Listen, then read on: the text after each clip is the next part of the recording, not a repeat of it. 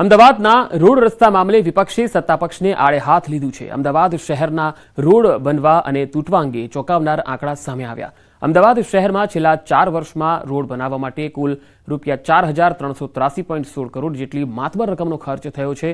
છતાંય 336 મોટા ભૂવા પડવાની ફરિયાદ અને છેલ્લા 5 વર્ષમાં રોડ મુદ્દે ઓનલાઈન 1.5 લાખ ફરિયાદો થઈ છે। ત્યારે વિપક્ષે સત્તાપક્ષને આડે હાથ લેતા કહ્યું કે વાર્ષિક બજેટમાં મસમોટો ખર્ચ રોડ રસ્તા પાછળ થાય છે, પરંતુ પ્રજાને સારા રોડની સુવિધા આપવામાં એએમસી નિષ્ફળ છે।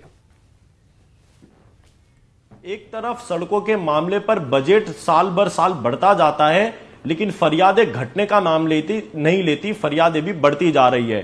4,383 करोड़ रुपए के बजट 4 वर्ष में यूज करने के बाद भी अहमदाबाद शहर की जनता 1,53,000 से अधिक कंप्लेन करती हो, तो यह साफ बताता है कि सड़कों के मामले पर कहीं ना कहीं भारतीय जनता पार्टी अहमदाबाद शहर की जनता को गुमराह कर रही है। अमदावाद महानगरपालिकाओनी अंदर रोजनो 6 થી 7,000 મેટ્રિક ટન રાત્રિના સમયગાળા દરમિયાન રોડ બનાવવાનું કામ થતું હોય છે। ઘણા રોડ અમે આપણે વાત કરીએ કે આઇકોનિક રોડ પણ લીધેલા છે, ઘણા રોડ આપણે વ્હાઇટ ટોપિંગ રોડના હાલ કામ ચાલુ છે। આવનાર સમયગાળા દરમિયાન જે રીતે શહેરની અંદર રોજનું કામ જ્યારે 7,000 મેટ્રિક ટન ચાલુ હોય ત્યારે વિપક્ષ દ્વારા ખોટા આક્ષેપો કરવામાં આવે છે। જો 155-303 ઉપર જો કમ્પ્લેન જોવામાં આવે તો રોડ તૂટ્યાની નહીવત ફરિયાદ અમને મળતી હોય છે। વડોદરામાં ખાનગી શાળાના સંચાલકો અને જમીન માલિક વચ્ચેની કાયદાકીય લડાઈમાં નિર્દોષ બાળકોનું ભવિષ્ય જોખમમાં મુકાયું છે। સીબીએસઈ બોર્ડ દ્વારા શાળાની માન્યતા રદ કરાતા વાલીઓ સાથે વિદ્યાર્થીઓ મુશ્કેલીમાં મુકાયા। અટલાદરા વિસ્તારમાં આવેલી ટ્રી હાઉસ શાળાના સંચાલકોના પાપે 1500થી વધુ વિદ્યાર્થીઓ અને તેમના વાલીઓએ રજળપાટ કરવાનો વારો આવ્યો। મુંબઈના મીરા એજ્યુકેશન ટ્રસ્ટ દ્વારા ટ્રી હાઉસ શાળાનું સંચાલન કરવામાં આવતું હતું, પરંતુ શાળા સંચાલકોએ સીબીએસઈની મંજૂરી વિના શાળાની જમીન વેચી નાખતા સીબીએસઈ બોર્ડ તાત્કાલિક ધોરણે શાળા સાથેની સંલગ્નતા રદ કરી નાખી છે। બીજી તરફ શાળા સંચાલકો પણ કાયદાના ઘેરામાં આવ્યા છે। ટ્રી હાઉસ શાળાના સંચાલકો સામે લેન્ડ ગ્રેબિંગની ફરિયાદ નોંધાતા તેઓ પર કાયદાનો સકંજો કસાયો છે, જેના કારણે હવે વાલીઓ અને વિદ્યાર્થીઓ મૂંઝવણમાં મુકાયા છે। એટલું બધું ટેન્શનમાં છે બાળકો ઘરે પણ કે અમે કઈ સ્કૂલમાં એડમિશન થશે, શું થશે, એના માટે બાળકો અત્યારે તો ટેન્શનમાં છે જ। એના માટે ત્યાંથી જાણવા માટે આવ્યા છે કે આ લોકો શું કહે છે અમને, કે અહીંયા એ લોકોને પરમિશન મળેલી છે। સ્કૂલવાળા તો કહે છે કે અમે તો વાંધો નહીં, ડીઓ હા પાડશે તો અમે કન્ટિન્યુ કરીશું। એ લોકોએ 9 થી 12ની જે માન્યતા છે એ રદ કરી છે। જે એમનો લેન્ડ ટ્રેડિંગનો જે ચાલે છે પ્રોબ્લેમ, એ પ્રોબ્લેમ માટે અમે અઠવાડિયા પહેલાં ગયા હતા એમની જોડે અને એમને પૂછ્યું હતું કે બુક્સ મંગાના છે, ઇન કેસ સ્કૂલને બંધ થઈ જાય કે તાળા વાગી જાય તો અધવચ્ચેથી અમારે છોકરાઓનું શું કરવું।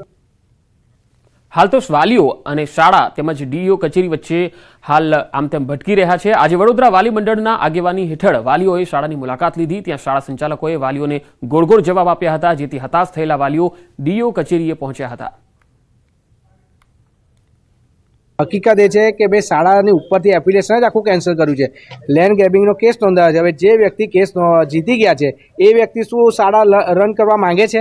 સૌથી પ્રશ્ન તો એ જ છે। તો આમને ને એમને કઈ લાગે વર્ગે છે? ડીઓને અમને કંઈ લાગતું ઓળખતું નથી, પણ શાળા જે મિસગાઈડ કરી રહી છે એની માટે આ વાલીઓની આજે માંગણી હતી કે શાળા સંચાલકો તમે પ્રિન્સિપાલને વાત કરો અને પ્રિન્સિપાલ પછી તમે અહીંયા પણ અમને વાત કરો કે એ લોકો એ રીતના અમને ગોલ ગોલ ફેરવ્યા છે।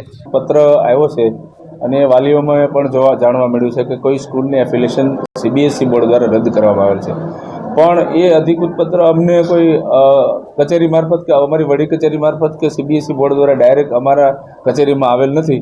છતાં પણ અમે અમારી વડી કચેરીનું માર્ગદર્શન લઈ અને જો કંઈ આવું હશે તો અમારા જિલ્લા શિક્ષણાધિકારી શ્રી પાંડે સાહેબના માર્ગદર્શન હેઠળ અમે આ વાલીઓની મુજબ હકારાત્મક કાર્યવાહી આગળ કરીશું।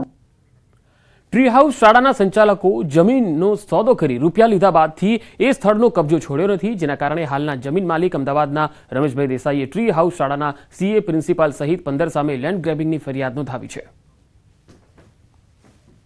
2 વર્ષ અગાઉ વગર કોઈ પરવાનગીએ જ્યારે આખી આ સમગ્ર શાળા રમેશભાઈ દેસાઈ જે અમદાવાદના જ એક શિક્ષણ જગત સાથે જોડાયેલી એક વ્યક્તિ છે, તેમને જ્યારે આ ટ્રી હાઉસ સ્કૂલ સીબીએસઈ વાળું જે પ્રિમાઇસીસ છે એ સમગ્ર સ્કૂલ એમને ખરીદી, વેચાણ દસ્તાવેજ થઈ ગયો અને ત્યારબાદ એમને કબજો ન મળ્યો, પરંતુ આ જે વેચાણ દસ્તાવેજની જે કંઈ પ્રક્રિયા થઈ એ વેચાણ દસ્તાવેજની પ્રક્રિયામાં સીબીએસઈ બોર્ડને જે પૂર્વ પરવાનગી લેવાની જરૂર હતી તેવી જે સ્પષ્ટ જોગવાઈઓ હતી તેનું આરોપીઓ દ્વારા ઉલ્લંઘન કરવામાં આવેલું હતું. શાળા સંચાલકોએ આ બાબતે કોઈ પણ પ્રકારની કોઈ પરવાનગી નથી